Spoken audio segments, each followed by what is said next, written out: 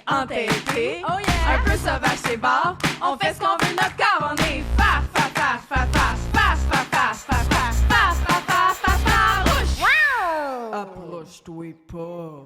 Salut tout le monde et bienvenue à Farouche, votre podcast écoféministe préféré, présenté par Pivot, qui est votre média indépendant préféré, animé par vos deux féministes préférés. Moi, c'est Emna Achour et j'utilise le pronom elle. Et moi, c'est Coralie Laperrière et j'utilise aussi le pronom elle. Et cette semaine, on a la chance d'être en compagnie d'une invitée qu'on essaie d'avoir depuis vraiment longtemps, en plus à l'émission. On est rendu à Radio-Can ou quoi? Mélissa Malène Dupuis. Oui! Moi, je suis une fruit autochtone. Ah oui, j'aime ça, fruit autochtone. C'est parfait, ça. Ben, Mélissa, pour ceux qui te connaissent pas, enlevez-vous-en. Non, c'est pas une joke. Pour ceux qui te connaissent pas, t'es une auteuriste, réalisatrice, militante autochtone, Innu de la Côte-Nord. T'as confondé le volet québécois du mouvement I Don't Know More en 2012. Moi, Avec Woody à la rivière. Oui, moi, c'est comme ça que je te connais. Et on peut t'entendre à la barre de l'émission Coué sur les ondes d'ici première. Et là, on veut savoir, est-ce que tu te sens farouche aujourd'hui? Ah, moi, je suis effarouchée. Je suis une féministe aussi. Mais moi, yes. c'est vraiment du féminisme autochtone. Fait que souvent, tu sais, ça fait qu'on a des angles d'entrée qui sont différents. Je pense peut-être que du féminisme qu'on va dire plus traditionnel, eurocentré. Ouais. Mais je suis toujours game d'avoir des conversations comme celle-ci. J'aime ça. Ben vas-y, mais on l'a dit go, parlons-en tout de suite. C'est quoi la différence, tu trouves, entre le féministe autochtone puis le féministe eurocentré? Ben, je pense que dans les catégories, c'est une question de langue, hein, parce que nous autres, on a une langue d'action, de relation, et le français, l'anglais, l'espagnol, toutes les langues eurocentrées, c'est des langues de mots. Fait que les silos se créent beaucoup plus facilement dans la langue en français ou en anglais, alors que dans les communautés, nous autres, c'est vraiment comment tu es connecté à quelqu'un, quelque chose, c'est ta relation, tu sais. Okay. Fait que pour moi, le féminisme autochtone, c'est vraiment, premièrement, c'est un féminisme qui défend les femmes, les hommes, les enfants, les aînés. Fait que c'est un féminisme qui se met de l'avant. C'est certain que c'est aussi une forme de retour vers le regard qu'on avait sur le rôle des femmes, qui prédate la colonisation. Ouais. Parce que, souvent, on va dire, tout ce qui est demandé depuis quand même des siècles par les féministes européennes, eurocentrées, les féministes nord-américains, c'est des choses qui existaient déjà sur le continent puis qui avaient servi à créer nos groupes. Fait que, on avait des rôles, mais c'était des rôles complémentaires à ceux des hommes. Il y avait les rôles aussi des personnes qui sont bispirituelles. Puis c'était pas comme une punition. C'était vraiment comme quelque chose de quoi tu étais fière. Fait que être une mère, ça voulait dire s'occuper du campement, faire la petite chasse, avoir les enfants, les aînés. C'était un rôle qui faisait que beaucoup de femmes étaient des leaders des communautés.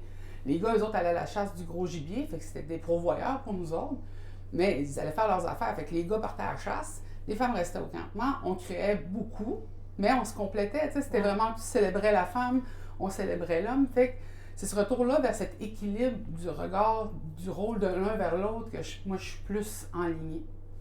Fait que, pas quelqu'un de plus important que l'autre. Non, c'est ça. Mais j'ai eu un papa québécois.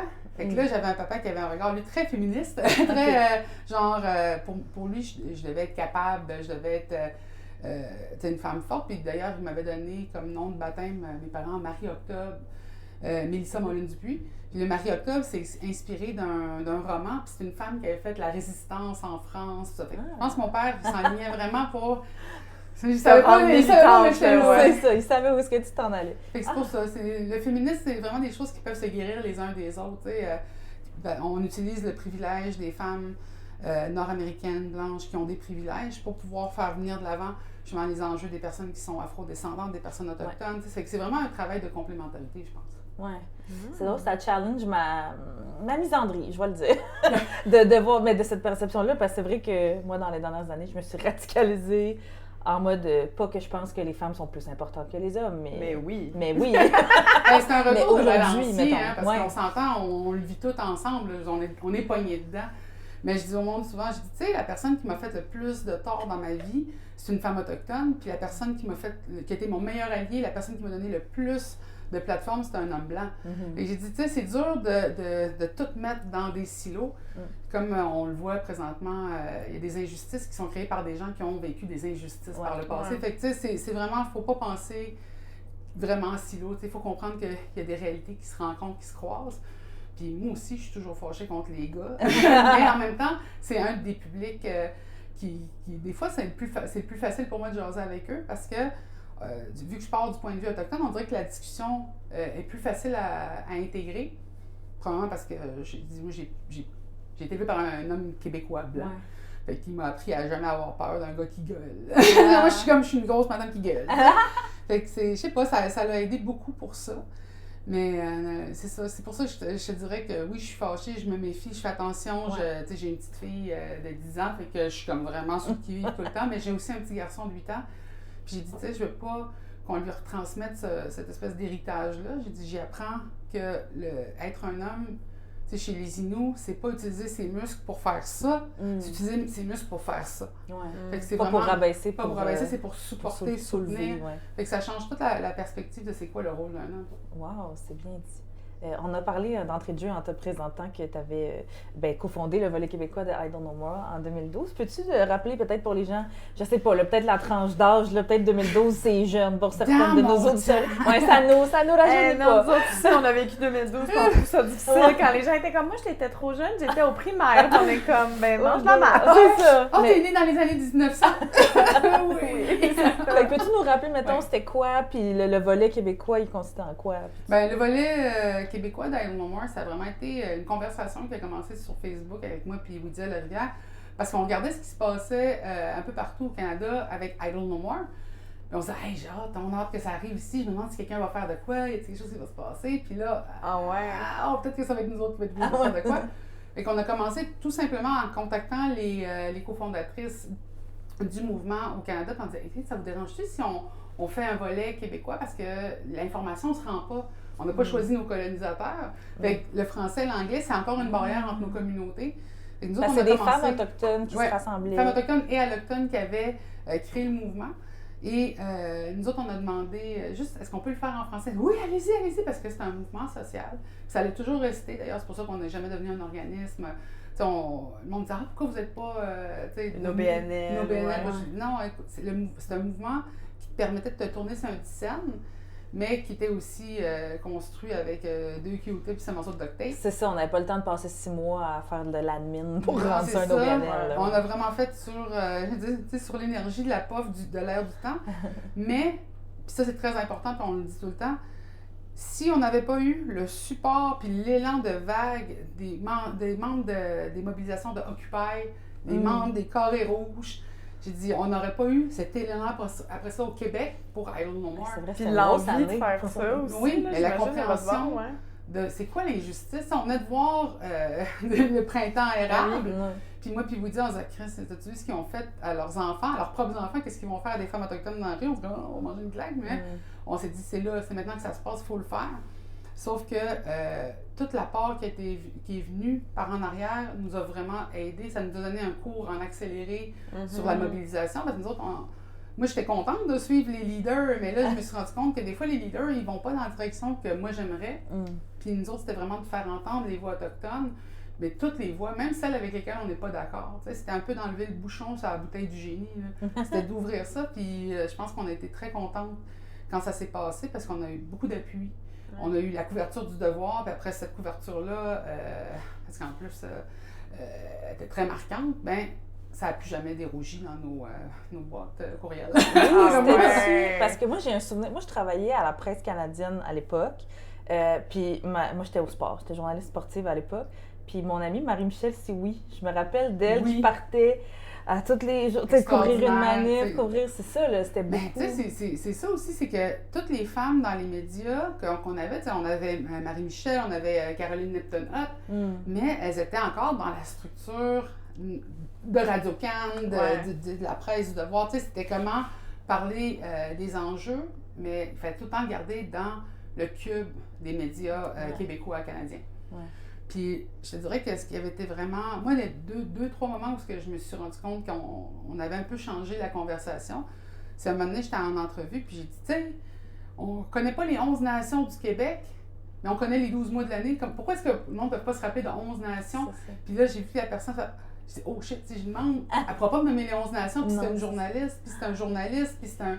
Fait que j'ai dit, tu sais, les gens ont commencé à se rendre compte de tout ce qu'ils ignoraient, de tout ce qui était à l'aise de laisser aller. Du fait aussi que quand on parlait des Autochtones, c'est toujours, il y avait un blocage, un blocus, quelque chose qui était arrivé de dramatique. Ouais. On parlait de nous quand ça allait vraiment, vraiment mal. Puis après ça, tu sais, moi, il y a eu d'autres changements aussi qui sont venus personnellement. Fait que, tu sais, qu'on s'est rendu compte qu'on était comique aussi, qu'on avait des choses à offrir. Tu sais, j'avais fait,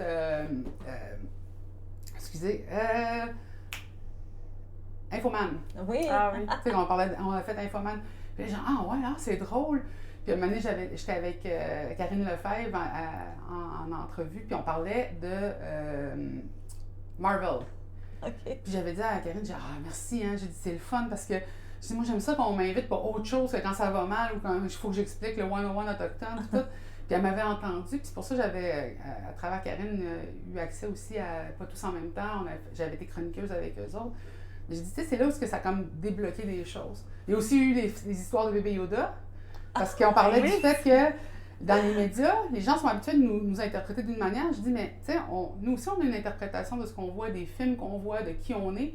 Et je dis, tu sais, quand on écoutait Star Wars ensemble, on a vu le même film, on n'a pas vu le même film. Fait qu'en parlant de bébé Yoda, ça a fait se rendre compte que nous, on avait une interprétation de ce qui se passait dans les médias qui était totalement différente de ce que les Allochtones pouvaient voir. Fait que tous ces petits moments-là... Attends, c'est quoi? Moi, je veux savoir c'est quoi l'affaire avec bébé Yoda, là. Bébé Yoda, il est autochtone. Ça, on le sait. OK. Mais quelle nation? Fait que là, nous autres, on avait rentré en guerre de quelle nation bébé Yoda était. Puis au Québec, ça c'était très, très tête entre les Inuits puis les Atikamekw. Les Atikamekw, il y avait le nombre pour défendre, mais j'ai dit, moi, j'avais les médias pour me backer. Fait que moi, je pouvais en parler beaucoup dans les médias. Fait qu'on rigolait là-dessus. Puis c'est encore des fois des jokes de... Genre, t'envoyais une photo d'un gremlin, c'est ça votre bébé Yoda, vous autres. Puis tu sais, qu'on faisait l'humour traditionnel de ça. Pourquoi bébé Yoda est autochtone? Mais non, mais... en 2026, puis je suis encore en train de l'expliquer. Ouais. Yoda, Ouais. quand on le voit la première fois, dans les premiers films, Ouais. c'est quoi? C'est un vieil homme autochtone qui habite dans une hutte, dans le milieu de la forêt, qui parle un anglais brisé. Fait que c'est un vieux... Comme s'il appelait les vieux Indiens des films western. La paix sera toi, je serai. Tu sais, genre, vraiment. Hey, j'avais western. pas ça sur ma bingo ben card oui. de parler de ça aujourd'hui, je capote. Mais Bébé Yoda, c'est la génération suivante, c'est les aînés en formation. On dit tout le temps, I'm a young elder. Tu sais, genre, je m'en vais être un aîné en formation. Fait que c'est de dire comment être un aîné, ça mène que tu commences par un jeune. Fait que là, Bébé Yoda, ce qui était le fun, c'était qu'il était cute, qui était le fun. Puis là, les franchises de Star Wars, nous autres aussi, on les connaît. Fait que dans le temps, le monde ne pensait pas qu'on écoutait ça. Mais oui, on écoute. Autant, moi, je suis née. Vous aviez la TV, On avait été. ça? Mon premier film au cinéma, je l'ai écouté dans le ventre de ma mère. Je suis allée voir Star Wars avec ma mère à Port-Cartier. Wow. Puis j'ai dit, tu sais, c'est le premier film, mais après ça, on a écouté Star Wars toute notre enfance. Okay. Toute l'interprétation de ce qui est autochtone dans les franchises de Star Wars, tu sais, la coiffure de Leia, tu sais, les Sand People. Mais j'ai dit, tu sais, quand on est arrivé à Bébé Yoda, là, on était avec le Mandalorien. C'est vrai qu'il y a full de colonisation pis tout Ben aussi. oui, dans Mais au Star Wars. début, Ah. c'est les méchants Sandmen qui tuent les pauvres, tu sais, moisture farmers. Mais là, quand tu arrives au Mandalorien, puis que tu as Taika Waititi qui aide à créer la série, là, tu te rends compte, ah ouais, les Sand People, c'est des Autochtones qui se sont fait prendre leur terre, puis là, ils se sont fait déplacer. Fait que, tu sais, les autres, c'était juste dans la défense de leur territoire, tout ça. Fait que là, tu commences à avoir une vision autochtone de quand t'es de l'autre bord. Fait que Yoda, bébé Yoda, c'est des Autochtones. Wow. C'est juste quelle nation? Tu sais, J'adore. ils sont proches de la force, donc de la nature. Tu sais, ça fait que c'est vraiment toute cette interprétation-là qu'on a rigolé. Puis maintenant, le monde, il voit, tu sais, on fait des médaillons, des boucles d'oreilles, on a même des régalias complètes. Il y a certaines personnes qui avaient des régalias de Darth Vader. Puis fait que dans les parois, fait que tu sais, c'est juste pour dire, on est là. On n'est pas statique dans l'histoire. Fait que, tu sais, Star Wars, c'est juste une bonne manière de se rendre compte, hey, ils sont encore là. Ben ouais. Ils sont encore culturellement connectés, mais c'est juste qu'on n'a pas la même interprétation. Wow! Tu parlais de Radio-Canada. C'est très féministe. Oui, non, mais on la aime tournure tout que cette ça. entrevue prend. Tu parlais de Radio-Canada, que tu as été collaboratrice, là, maintenant tu animes l'émission Quick Way. Est-ce que est-ce que tu sens que tu peux te permettre de dire tout ce que tu veux à Radio-Canada? Ici, Farouche, c'est un safe space. C'est en ligne, on n'est pas censuré, on a le droit de dire ce qu'on veut. Est-ce que tu sens que tu as la liberté vraiment? Mais moi, c'est sûr que là, je suis à Radio-Canada, puis Radio-Canada, les animateurs comme les journalistes, ils ont Code d'éthique. les codes d'éthique journalistiques. C'est sûr qu'on a un petit peu plus de jeux comme animateur ou comme chroniqueur. Puis, tu rajoutes un petit peu plus de jeux comme autochtone. Ouais. Parce que, tu sais, je travaille à la Fondation David Suzuki. Ouais. Je suis encore dans mon projet de responsable du projet Boréal, dans lequel je suis rentrée en 2018. Mais quand j'ai commencé à Radio-Can, tu sais, c'était vraiment... on peut pas faire ça. Tu sais, tu peux pas avoir une animatrice de Radio-Can qui fait en plus de la militance. C'est ça qui est sideline. militante, là, ouais. Fait que, tu sais, j'ai dit, moi, ce que je fais, c'est que là, j'ai 2 chapeaux. Fait que j'ai un chapeau art et culture avec Kwekwe. Puis j'ai mon chapeau où est-ce que là, je suis avec des ambassadeuristes de forêt. J'essaie d'amener des jeunes dans le bois, pis ça.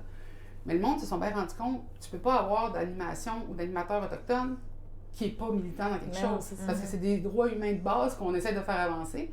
Fait que je suis passée à l'ombudsman, c'est passé, puis tant que je fais pas toucher mes 2 chapeaux, je suis correcte. OK. Mais ce qui est fun avec ce chapeau-là ici, c'est que moi, je peux pas parler de la forêt, je peux pas parler de l'environnement, mais les invités peuvent. Ah! Et comme la nature est au cœur de notre culture, Ben on oui. en parle tout le temps, c'est toujours Ok. au cœur de l'émission.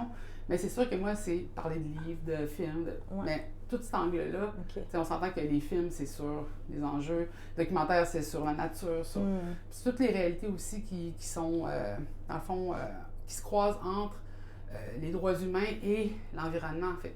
Tu sais, c'est quoi la première ressource qui a été déplacée ou chassée ou utilisée? Ça a été les corps humains autochtones, parce qu'il a fallu qu'on les déplace pour pouvoir accéder aux ressources. Fait que, tu sais, nous autres, c'est une question de droits humains, mais c'est une question d'environnement. Fait que c'est un petit peu pour ça que, veux pas, je jongle avec tout, mais j'ai aussi, comment je veux dire, je peux pas parler de ce que je veux, je peux pas dire, donner mon opinion avec le drapeau radio-canadien, OK. mais Ils ont je quand peux même- utiliser ma grosse jambe, la foutre dans la porte là, utiliser l'autre grosse jambe dans l'autre porte, puis juste permettre Élargir, le passage des sujets, des enjeux, de trucs qui se parleraient jamais dans les grands médias si on les normalisait pas. Fait que, tu sais, on va avoir des enjeux sur l'intersectionnalité des luttes, parce que là, c'est le mois de février qui s'en vient. Tu sais, c'est tout ça, mais moi, il faut juste que je trouve un moyen de tricoter ça pour dire c'est autochtone, parce que c'est ça! C'est ça, Comme ça Yoda. part- Oui, on vient de parler d'Avatar, mais à travers Avatar, on a parlé de photoctonité, on a parlé de, tu sais, de code switching, on a parlé de plein de trucs qui sont pas habituellement dans les médias. Mais on l'explique avec un film comme Avatar. OK, OK. Ah. Mais excuse, je voulais juste rebondir là-dessus parce que justement, tu as dit code switching. Tu sais, Coralie puis moi, on a créé plusieurs espaces qu'on dit safer space dans le milieu de l'humour pour pas avoir à code switch, pour tu sais, être, c'est ça, se sentir en sécurité, sentir, tu sais. Puis je pense qu'on comprend l'importance de créer quelque chose comme Kwekwe, par exemple, qui est un peu ça. Les collaborateuristes sont autochtones aussi. Mais est-ce qu'il y a une partie de toi qui aurait aimé que, mettons, à Ici Première, il y ait du contenu autochtone puis des collaboratrices autochtones sur toutes les émissions, au lieu Ouais. d'avoir une émission? Ben, tu sais. moi, je te dirais, tu sais, le code switching, c'est un outil que moi, je dois utiliser quotidiennement, mais je l'utilise même de nation à nation, tu sais, parce que les nations inuites répondent pas au même code que les cris dans l'Ouest, puis les cris de l'Est répondent pas au même code que les cris de francophones, anglophones. Fait que, tu sais, j'ai eu une hyperfixation quand j'étais jeune sur les codes sociaux parce que j'étais vraiment bizarre. Puis, tu sais, à 17 ans, j'étais là, je veux que les gens me comprennent. Fait que j'ai vraiment fait une fixation, puis j'ai obsédé, puis j'ai quand même compris comment code switcher. D'ailleurs, Radio-Canada, si j'y ai accès, je dis souvent, c'est à cause que je fais du code switching.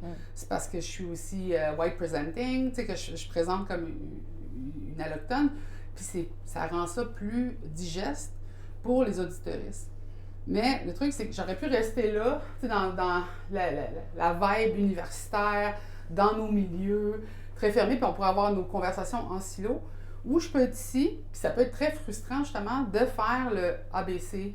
ABC. Des fois, je me rends au DEF, puis là, des fois, je fais F, G, H, M. Tu sais, genre, fait en faisant de l'éducation populaire à travers la radio, ça a permis d'ouvrir des conversations, des sujets. Comme moi, j'utilise j'utilise ou je n'utilise pas les pronoms parce que je dis, tu sais, ça existait déjà pas dans nos langues. Tu sais, les pronoms masculins et féminins, c'était souvent, ou le masculin et le féminin était utilisé pour définir quelque chose, un rôle ou quelque chose, mais je dis, nous autres, le YEL, c'est là depuis le début des temps, tu sais. Ouais. Fait que j'ai dit, c'est juste comment on part la conversation. On part la conversation d'en haut, puis on va vers le bas, ou on commence la conversation du bas vers le haut.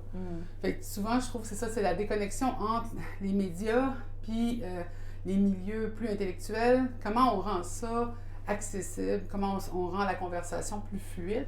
Puis même moi, je vis des frustrations. Des fois, je suis comme « Ouais, mais tu sais, j'ai dit ça. » Puis elle dit « Ouais, mais le public, tu sais, ma réalisatrice qui est fantastique, Annie Nasty-Dubois, que j'adore pour mourir.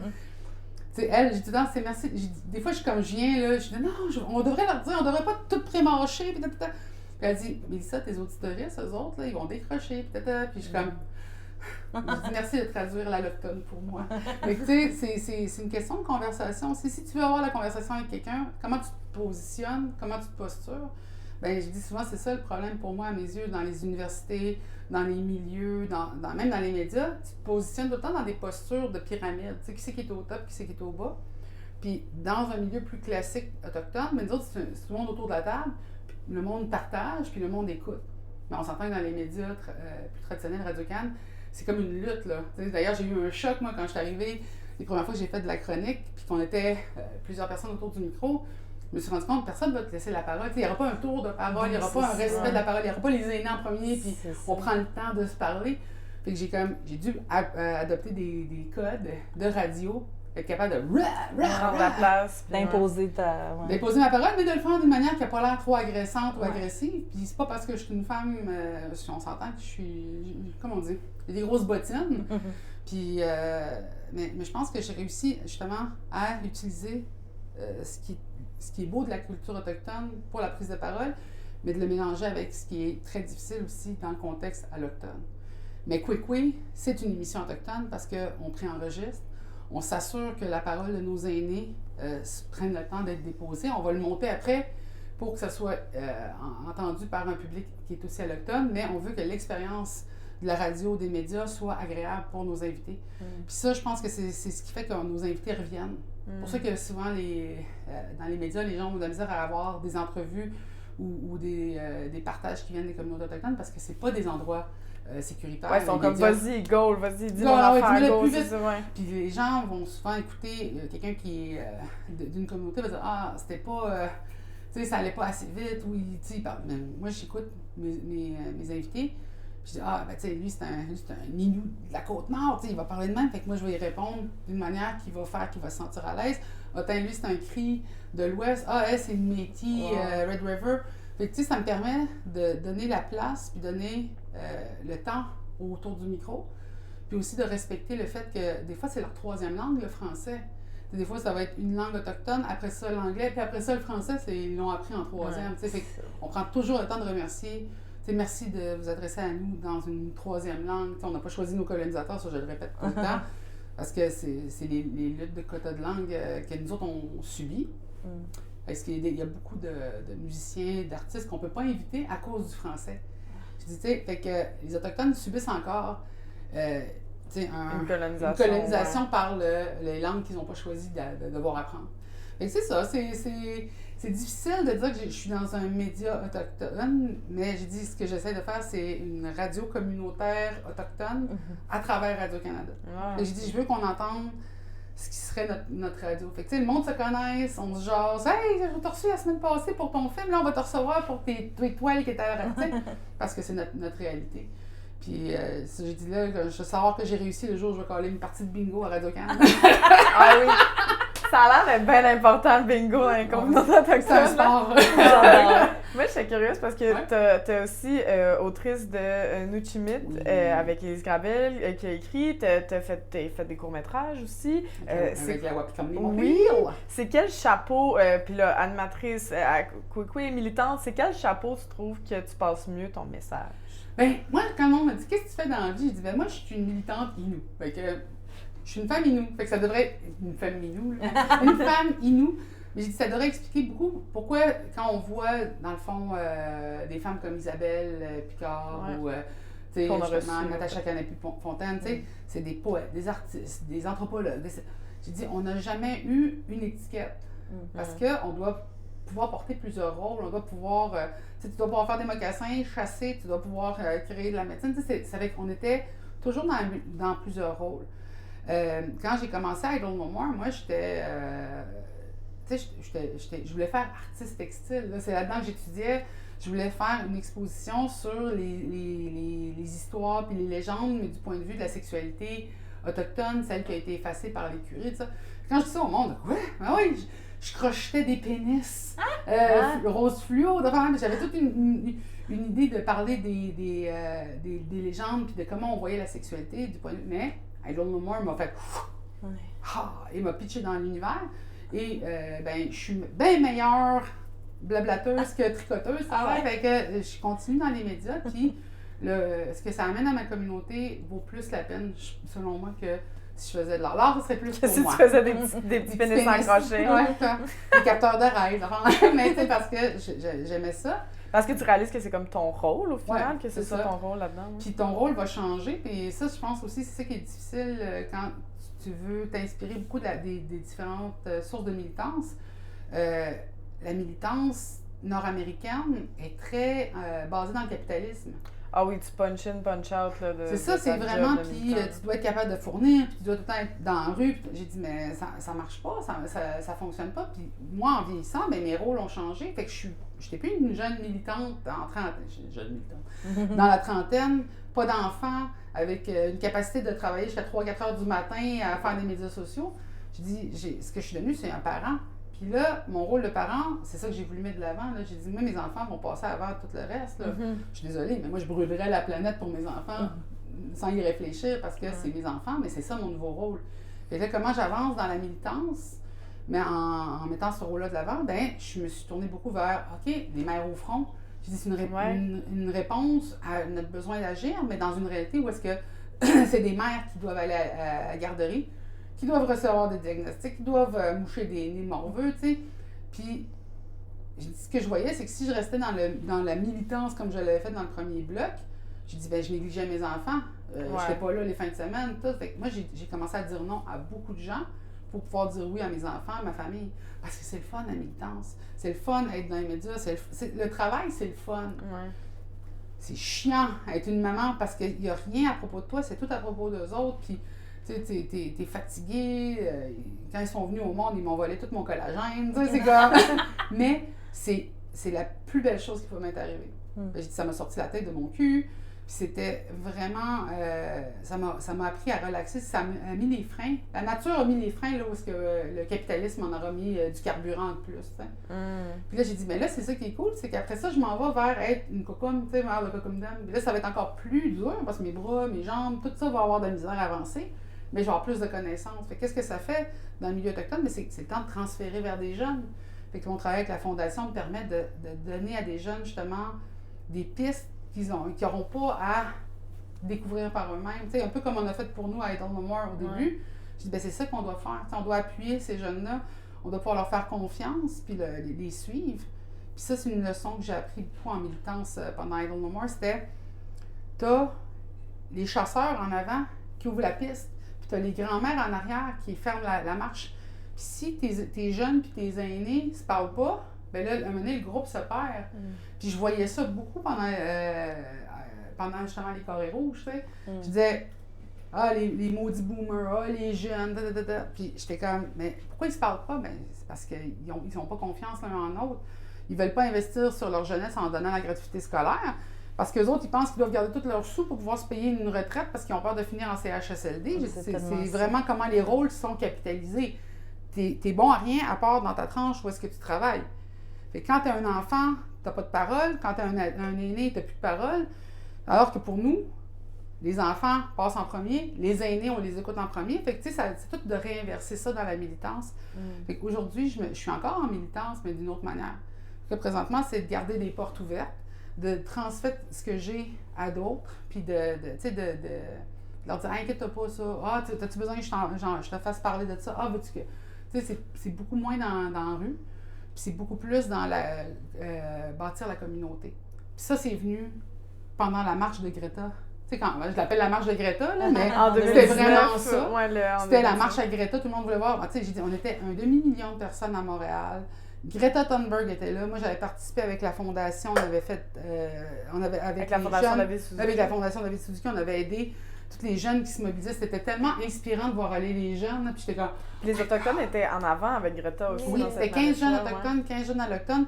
Ils avaient fait une formation pendant les journées avant pour parler des enjeux autochtones, pour pouvoir se rencontrer, faire une vraie relation. Puis je dis, c'est ça l'avenir, c'est de bâtir cette communauté-là, pas juste de marcher, puis le soir, on retourne à la maison. Mais c'est ça qui était arrivé à la marche de Greta, c'est qu'on avait tout bien organisé. La rencontre avait été extraordinaire. D'ailleurs, j'ai gardé des relations avec tous les jeunes qui étaient là. Mais, tu sais, genre, je dis, c'était fou, là, parce que j'avoue que j'étais dans une place de privilégié, où est-ce que j'étais... moi, j'étais avec les jeunes. Puis là, la marche devait commencer. Moi, je devais me retrouver dans le contingent autochtone en arrière, tu sais. Puis là, je me rappelle, Louis Couillard, il me dit « Hey, Mélissa, les journalistes sont tous en train d'écraser en avant, fait qu'on voit personne, tu sais. » C'était vraiment, ils voulaient voir Greta. Puis il y avait du monde qui poussait par en arrière les communautés autochtones, tu sais. Fait que le monde était en mode Greta Thunberg. Fait que là, il m'a donné une petite veste orange, puis j'étais allée en avant, puis je suis « OK, recule! » Parce que être une madame autochtone qui chiale, on écoute plus ça qu'un homme blanc québécois qui chiale dans une marche de militants. Et qu'on a fait reculer, puis on a fait avancer le monde, puis OK, on avance.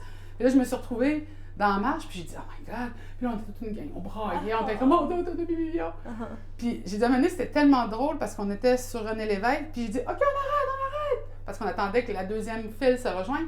Puis j'ai dit hey, je viens de faire arrêter un demi-million de personnes de marcher. Quel pouvoir! Wow. Wow. Mais tu sais, c'était tellement gros, c'était irréel. Tu sais, à la fin, on se retrouve derrière le stage, puis là, tu sais, je peux la rencontrer, tu sais. Fait que je m'en vais, je peux dire à Greta, merci d'avoir parlé des Autochtones sur le stage, ça. Là, je vois, je vois Laure Varidel, je vois Patrick Watson, je suis comme, tu sais, genre, ton cerveau est comme, tu sais, à un moment donné, j'ai crashé, parce que quand tout le monde est parti, j'ai dit, ben ça refait encore ça. On se trouve, on se voit, puis après ça, on repart. Ouais. J'ai dit, là, puis ça, c'est une leçon que j'ai appris avec BMW, tu sais, je le radote souvent, mais à BMW, à travers la Wapikoni Mobile, j'avais une formation en leadership. Puis on m'avait envoyé à Munich, puis BMW faisait une formation en leadership, c'était avec d'autres organismes internationaux. Et il y avait une formation qui m'avait vraiment marquée parce qu'il racontait l'histoire de Godzilla. Okay. Puis il disait Godzilla, tu sais, le premier film, il fait une 50aine de mètres, tu sais. À chaque nouveau Godzilla, il grossit, puis il grossit, puis il grossit. Puis il dit, tous les organismes ont cette tendance-là à faire comme Godzilla, à vouloir grossir. Mais à un moment donné, Godzilla est tellement gros, il est plus gros que les buildings, il est plus haut que New York. Il dit, il va s'effondrer sous le poids de ses propres os, tu sais. À un moment donné, un organisme, ben, la tête puis les pieds se parlent plus, tu sais, ça fait que tu perds toute la capacité de mobilisation. Puis là, il dit... Tous Greenpeace. Toutes les Tous.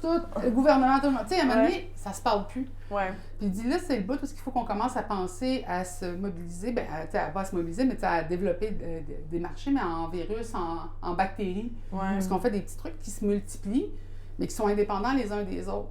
Puis ça, c'était pré-COVID, là, tu sais. Mais c'était l'idée, je dis, mais c'est ça, c'est les communautés. Tu sais, ce qui va sortir de Montréal et ce qui va sortir de Granby vont être totalement différents. Les besoins ne sont pas les mêmes. Tu sais, on l'a vu juste avec, mon Dieu, la filière de batterie, j'ai déjà oublié leur nom. Nordvolt. Tu sais, Nordvolt ou bien la fonderie Horn. Tu sais, c'est tous des enjeux qui sont liés à des endroits, mais toutes ces petites places-là ont eu des cellules de mobilisation. Fait que c'est pour ça, moi, les maires au front, tu sais, tous les groupes qui vont se défaire, mais qui vont se refaire, tu sais, c'est vraiment ça, une bactérie. Puis des fois, ben, c'est un mégavirus, c'est la COVID de la mobilisation qui va venir. Là, je pense qu'on a besoin d'une COVID de mobilisation, là. Ouais. Mais c'est ça, Mais le monde... tout en faisant de la décentralisation, là. C'est ça, parce qu'il faut plus qu'il y ait comme un central. Ouais. C'est ça qui était le fun avec Island No More, c'est qu'on était pas du tout organisés, genre, on se demandait pas la permission, tout, mais on était tous enlignés vers la même idée. Puis c'était ça qui a fait que ça a fonctionné. C'est ça qui a fait qu'on se tournait sur un 10 cents. C'est ça qui a fait qu'on n'avait pas de lutte de pouvoir à l'interne non plus. Parce que aussitôt que tu mets des récompenses, là, si tu fais une pyramide, là, il y a tout le temps quelqu'un qui va vouloir aller vers le top. J'ai dit, tu sais, les abeilles, ça fait du miel. Il y a tout le temps des mouches que ça attire. Puis quand tu fais des organismes, tu fais de la politique, tout ça, j'ai dit, ben c'est là où est-ce que, à un moment donné, il y a tellement de mouches que les abeilles sacent le camp. Mais à un moment donné, il n'y a plus de miel qui se fait, fait que ça s'effondre. Fait que ça, pour moi, c'est ça la mobilisation sociale. Puis j'ai dit, notre leadership à nous, puis je le fais tout le temps, cette pyramide-là, je la split en arrière, puis j'ai dit, c'est un canot. Puis j'ai dit, nous autres, c'est le 1% qui tient le 99%. Mais il n'y a pas de récompense, il n'y a pas d'argent, il n'y a pas de pouvoir. Bien, tout le monde n'est jamais content. Tu sais, ah, je veux qu'il aille par là, c'est pas ça. Mais les gens le font parce qu'il faut qu'on le fasse. Puis ils sont toujours dans une meilleure prise de décision parce qu'ils vont prendre une décision pour le groupe, pas pour leur poche. Présentement, c'est ça qu'on a, on a besoin. On a besoin de plus d'abeilles que de mouches. Parce que là, on est envahi par les mouches. Là. Une mouche présidente aux États-Unis. Une grosse mouche. Une grosse mouche à marre. Moi, j'ai réalisé qu'il y a des fois, le monde, ils me disent que je devrais être politicienne. Puis je suis comme, tu trouves pas que je serais une bonne politicienne, tu trouves que je suis une bonne leader. C'est pas la même chose. Puis c'est comme, si tu trouves que je suis une bonne leader, deviens leader, sois inspiré par ça, puis fais ton affaire. Mais c'est pas plus de politiciens qu'on a besoin, même de gauche, c'est juste plus de gens qui ont un discours qui inspire d'autres personnes puis qui finit par créer cette espèce de boule de neige. Je dirais pas que j'ai pas pensé de rentrer en politique. Ouais, c'est ça. Il y a du monde qui te l'ont demandé. Ça arrive, là. Mais le truc, c'est que j'ai dit, tu sais, pourquoi est-ce que j'irais me noter les mains, tu sais? C'est ça. Je dis, il y a des gens qui sont meilleurs politiciens que moi. C'est une job, là, faire de la politique, là. Ça demande beaucoup de capacité à faire le pour et le contre pour tout le monde. Mais ça, c'est dur. Là. Quand tu es militant, sortir le militant, la militante de soi, là, c'est. Ou TDAH ou artiste. Pour moi, c'est comme. Moi, me demander de faire de la politique, c'est comme me demander d'être comptable. C'est la même job de 9 à 5. Une job de bureau de 9 à 5, super intense. Là. Ben, tu sais, moi, je suis une keyboard warrior, je suis une militante de la rue, mais j'ai dit, moi, je veux trop. Tu sais, je veux plus que. Tu sais, moi, je vois très, très loin. Mais j'en ai pas rendu là. J'ai dit là, présentement, on est dans un moment où est-ce que les communautés autochtones ne veulent juste plus être dans le marbre, ne veulent juste plus avoir le petit bout du bâton, veulent avoir des jobs comme tout le monde. On est là-dedans parce qu'il y a une injustice qui est là depuis longtemps. Mais là, présentement, pourquoi est-ce qu'on n'est pas partout en même temps? On est fatigué. La militance, ça fatigue. Deuxièmement, il y a eu une écoute. Fait que là, ce que ça a fait, ça a enlevé le bouchon. Tous les militants qui étaient ensemble dans la rue, là, ils sont rendus partout. Sont rendus justement dans les gouvernements, sont rendus dans les organismes, sont rendus dans des associations. J'ai dit, mais là, on n'est plus ensemble tout le temps, parce que là, on tient des rôles, mais parce qu'on a été écoutés. Ça donne une pause aussi, ça donne un moins d'épuisement. J'ai dit, là, présentement, je pourrais pas être dans la rue, parce que je tiens quelque chose qu'il n'y a pas beaucoup de gens qui tiennent au Québec puis au Canada, c'est-à-dire un micro, Radio-Canadien, national, en français. J'ai dit, tu sais, ce que je peux réussir à faire amener de l'avant, j'ai dit, c'est fantastique. C'est ça ma militance présentement. J'ai dit, tu sais, mais là, c'est qu'il y en a d'autres des militants, puis il y en a d'autres des causes qui vont avancer, mais c'est ça, on fait un premier pas, on respire, on fait un autre premier pas, on respire, on recule, parce que des fois, il y a des reculs, mais ça donne un élan pour aller après ça de l'avant, tu sais. J'avais déjà utilisé cette analogie-là sur les vagues, parce que je disais, les militants, c'est comme les vagues. Ça vient sur la plage, ça nettoie la plage, mais ça retourne. Puis des fois, la vague est plus grosse parce qu'il y a des militants de d'autres causes qui embarquent, mais des fois, la vague est plus petite parce que tu n'as pas besoin autant d'énergie, mais des fois, tu as besoin d'un petit tsunami. Mais j'ai dit, mais on n'est pas tout seul, parce que nous, on croit à ces justices-là, on croit à l'humanité de base, mais il y en a qui aiment ça, eux, être au top de la pyramide, puis ils ont leur propre vague à faire avancer, eux autres aussi. Fait qu'on est un peu dans ces luttes-là. Mais ce qui est fantastique, c'est qu'on se rend, même s'il y a des messages comme quoi les femmes devraient être plus genre tradwife, puis tout ça, je dis, si tu regardes la qualité de vie de toutes les nations, toutes les communautés, toutes les sociétés, où est-ce que les femmes ont gagné du terrain, je dis, tout s'est amélioré. Mais qu'est-ce qui arrive, c'est que des fois, OK, on a aimé ça que ça améliore, mais là, on voudrait qu'ils décrissent pour qu'on puisse prendre ce qui a été amélioré. Fait que les mouches arrivent. Fait que moi, je pense que c'est ça qui est le fun, c'est qu'on se rend compte qu'on ne pourra jamais enlever ça, ce que la justice, ce que l'humanité de base a donné. Mais il faut commencer à le voir d'une manière non capitaliste. Puis c'est ça qui est plus dur, parce qu'on nous a construit à vouloir avoir une maison, 2 piscines, un pick-up. Un chien. Un chien, tu sais. Puis on veut avoir le même chien que le voisin, ou un peu meilleur. Puis, Tandis que dans le milieu autochtone, c'était vraiment comme un partage en collectivité des ressources. Fait que, tu sais, je vais partager des savoirs autochtones qui vont aider la communauté, la société. Parce que c'est des savoirs autochtones, mais c'est des savoirs humains. Fait que, tu sais, l'économie du potlatch, le leadership des femmes, tout ça, je dis, on n'était pas parfait. Il ne faut vraiment pas croire qu'on pensait qu'on était parfait. On n'est pas les nobles sauvages ou les navis sur Pandora. Là, on est des humains. Mais ces ressources-là existaient sur un continent puis ont eu le bénéfice de ne pas avoir été colonisés trop tôt, fait qu'on a encore une mémoire de ça. Fait que c'est pour ça que je me dis, tu sais, il y a des savoirs à travers ça qu'on peut faire bénéficier toute la société au grand complet. Mais c'est ça, c'est de voir qu'est-ce que le monde veut, tu sais. Puis là, présentement, on est bien tourné vers les Américains. Ouais. Puis je me dis, ben eux autres, c'est plate, là. Le monde pense que c'est tout Donald Trump. C'est un esti, là. Mais c'est pas juste Donald Trump.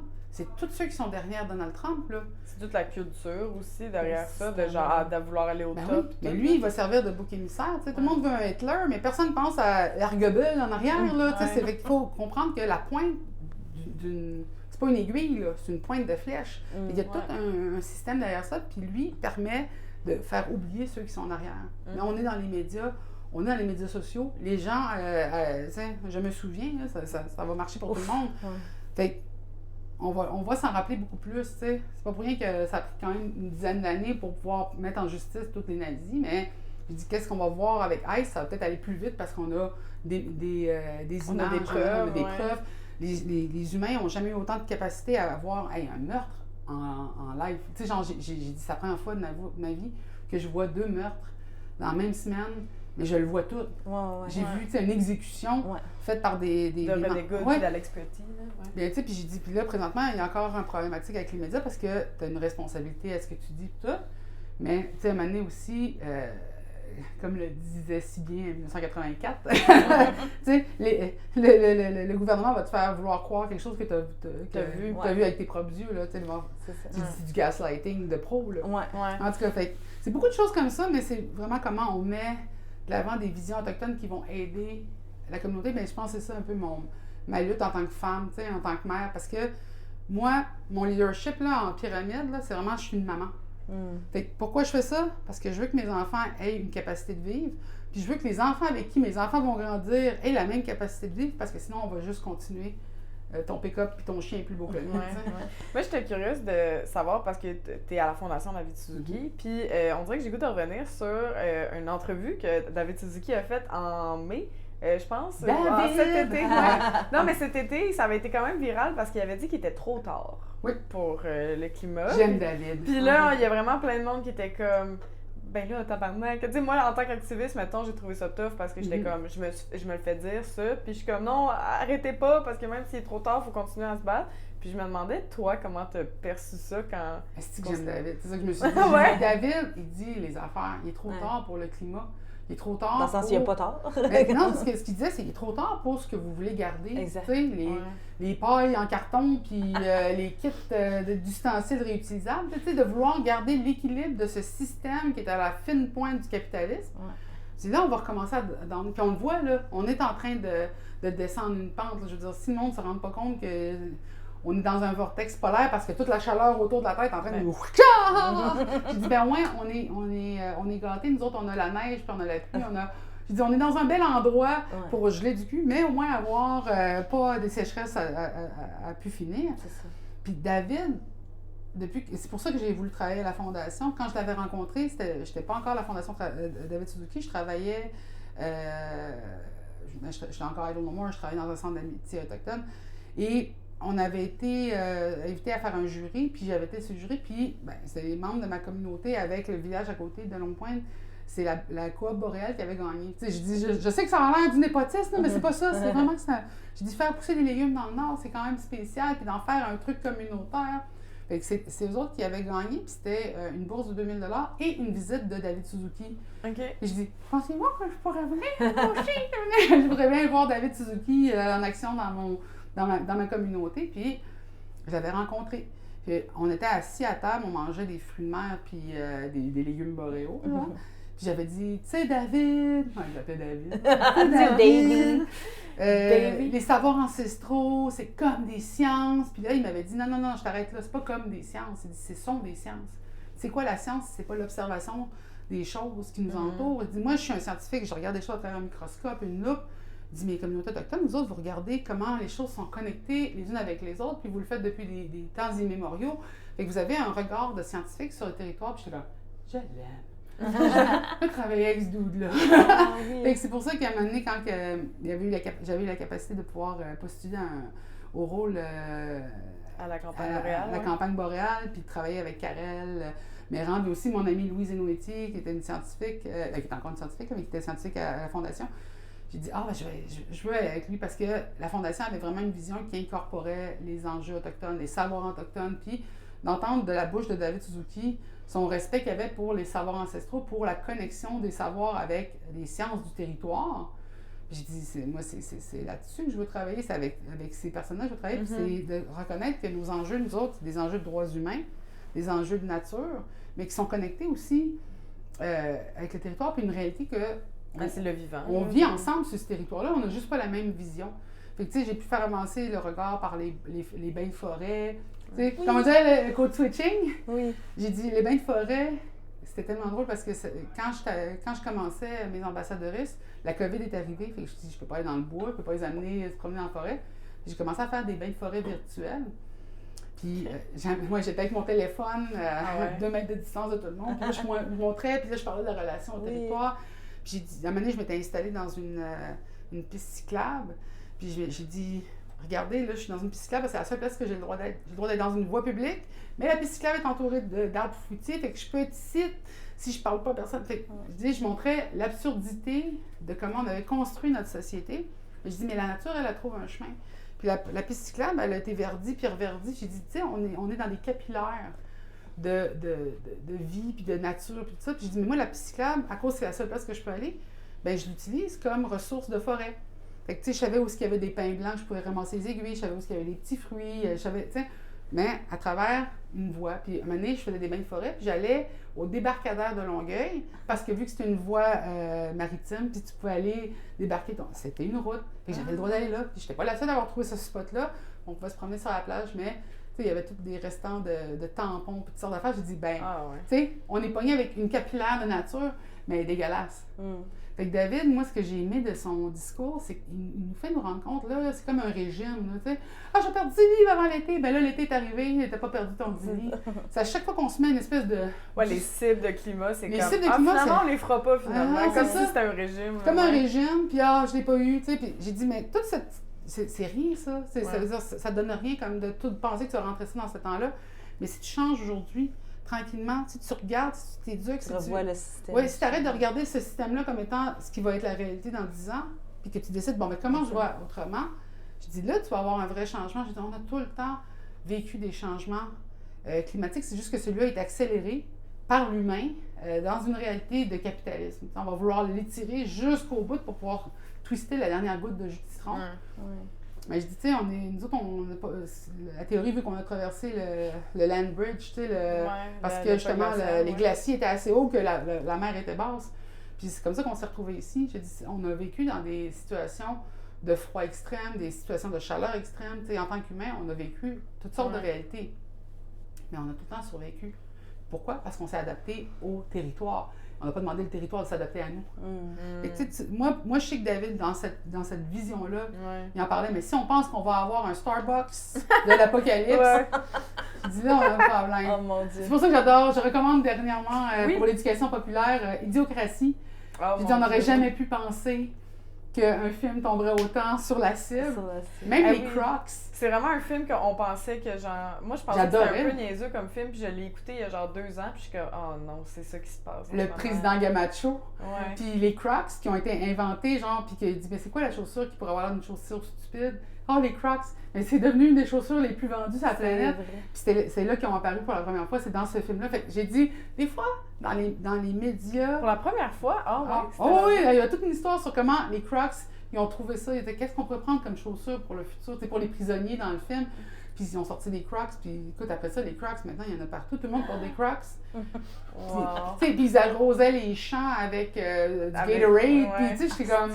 Je dis, mais tu sais, c'est pas si loin. C'est un peu ça, là. C'est vraiment pas loin. Oui, c'est qui arrose les champs. T'as-tu vu Idiocratie? En tout cas, maintenant, il y a genre un problème, il y a une pénurie de bouffe, il n'y a plus de bouffe, puis c'est parce qu'ils réalisent qu'ils arrosent les champs avec du Mountain Dew.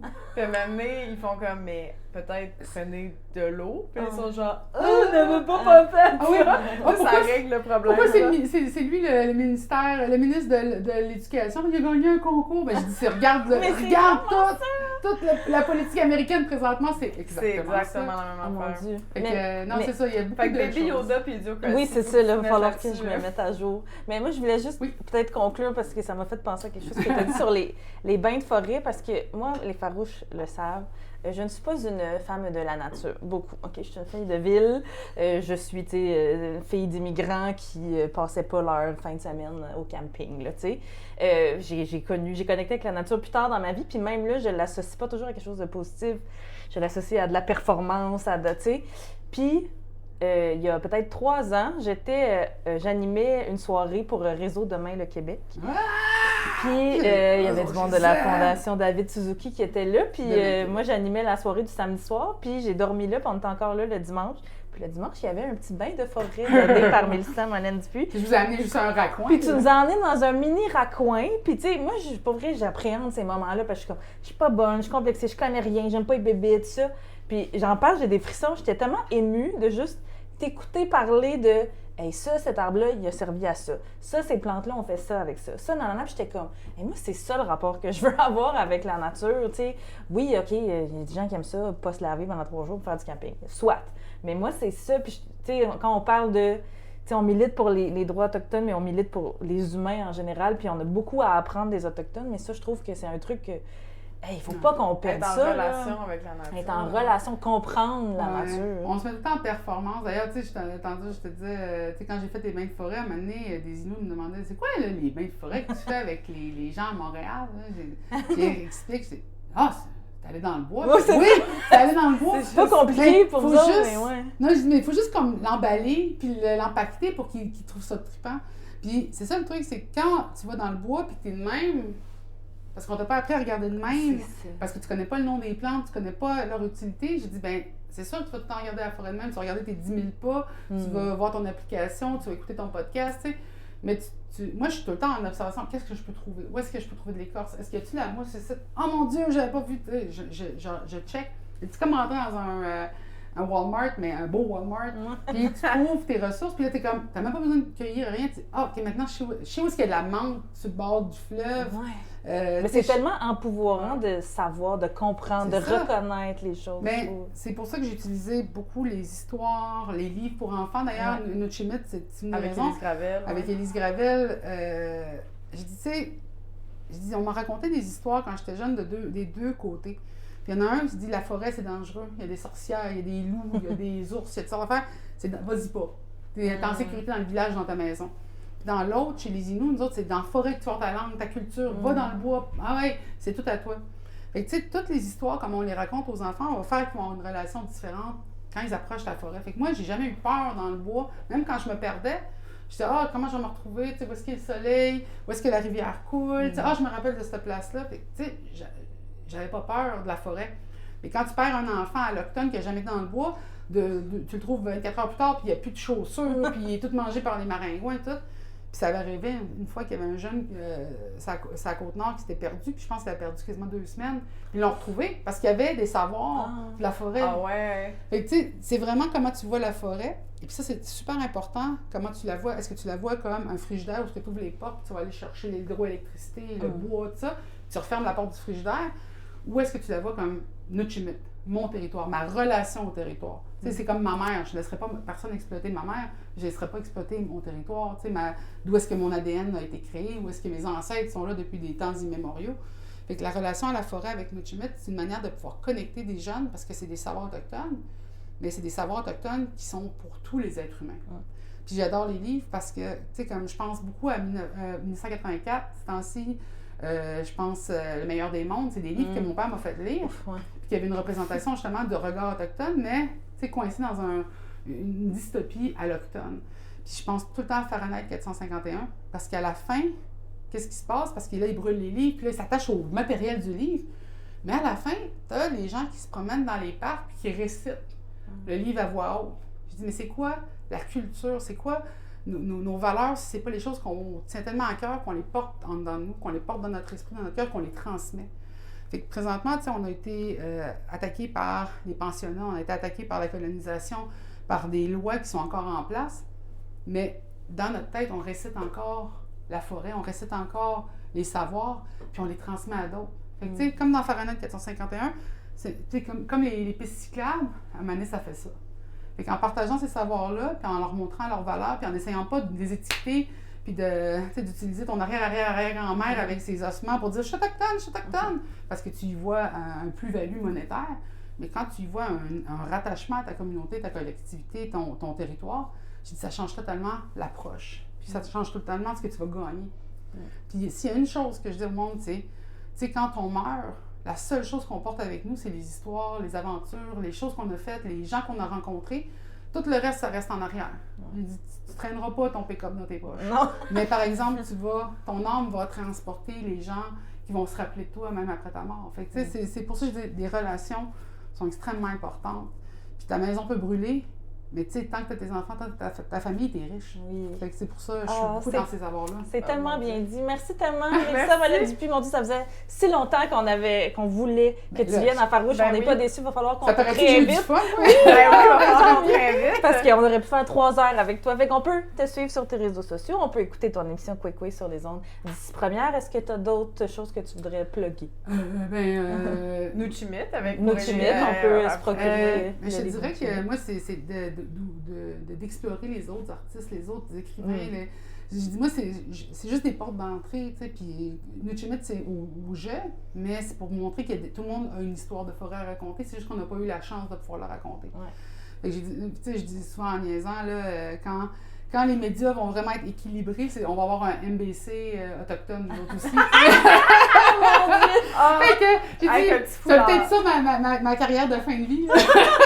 Polémique. Oh mon Dieu, j'aimerais ça, mais avec moins d'adverbes, s'il te plaît. Sinon, merci Mélissa. On reste un peu avec toi parce qu'on va enregistrer une prolongation pour notre Patreon. Pour l'écouter, il faut devenir membre en s'abonnant au www.patreon.com/Farouche. Et puis, avant de vous laisser, on veut remercier l'espace de coworking, la Halte 24/7 pour le beau studio. On veut remercier Gabrielle Brassard, voyons, pour notre productrice chez Pivot. On vous rappelle que Pivot, c'est un média indépendant qui prend volontiers les dons en argent via leur site Internet, puis c'est déductible d'impôts, la gang. Encouragez Gabrielle, ça gagne! Oui, make it rain. Non, mais nous autres, on est comme Olivier Primo, on a ça payer les impôts. Surtout dans le salaire de Bernard Dréville. Fait que pour finir, merci à toi, Anna Chou. Merci à toi, Coralie Lapierre. Fait qu'on vous prépare, là, la gang, tout plein de beaux épisodes en studio pour l'hiver. Fait qu'on va se revoir, on va se réentendre dans vos oreilles plus souvent. Oui, puis n'oubliez pas de nous laisser un avis sur les plateformes de balado, de nous suivre sur les réseaux sociaux, de parler de Farouche autour de vous, parce que c'est comme ça qu'on élargit la communauté et qu'on va faire de la révolution. Oui, fait qu'à tout de suite pour les abonnés Patreon et pour les autres. À bientôt, les Farouches!